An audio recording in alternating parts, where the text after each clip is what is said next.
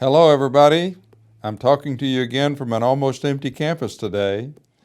I thought it would be a good thing today in the view of the unprecedented times in which we're living. Times of change, times of disruption. It would be good to refer to a passage in one of the great passages of wisdom in the Scripture. This is Ecclesiastes chapter 3 from the wise man of old. To everything there's a season, and to every purpose under heaven. A time to be born and a time to die. A time to plant and a time to pluck up what is planted. A time to kill and a time to heal. A time to break down and a time to build up. A time to weep and a time to laugh. A time to mourn and a time to dance. A time to cast away stones and a time to gather stones. A time to embrace and a time to refrain from embracing. A time to gain and a time to lose. A time to keep and a time to throw away. A time to tear and a time to sow. A time to keep silence and a time to speak. A time to love and a time to hate. A time of war and a time of peace. If you were listening closely during that, you saw a lot of things that relate to this day. It just says to us, God knows these kinds of times are coming.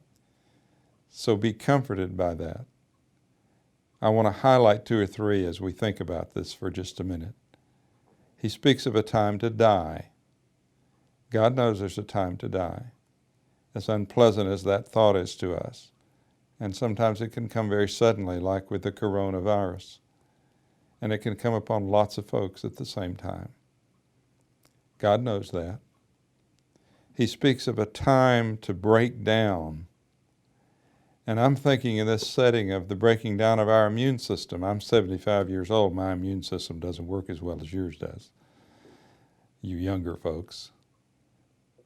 But there is a time to break down. It's a time that God expects and intends. This world deteriorates. Older folks can't resist the coronavirus as well. He speaks of a time to mourn. He speaks of a time to refrain from embracing. How about social distancing as right now? I mean, this is as up to date as the 21st century. He speaks of a time to lose. Stock market downturns, people lose a lot of money.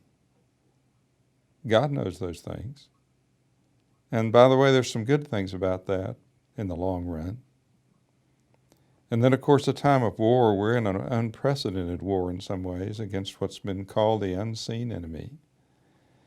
So in the midst of all of this, I think it's good to be reminded God knows those kinds of things are coming, and He does not give us all the answers as to why all this happens. What He does is give us general principles, like in the 12th chapter of this great book. Fear God and keep His commandments. This is the whole of man. Keep your life in perspective. And His promises to us, like I will never leave you nor forsake you in Hebrews 13. And so you need not fear what man can do to you. We need to be reminded of those things in the midst of all of this.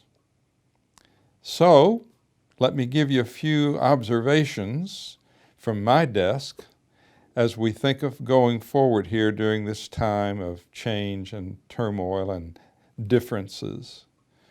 First, I want to remind you, we've sent out a major email last week that had lots of information in it. Information about graduation and grades and the changes that are taking place. You need to be sure and read all of that, especially you students and your parents. And we want you to think also about things that are coming. We're going to send you more emails, and especially tune into the YouTube channel as we send you information about things that are coming.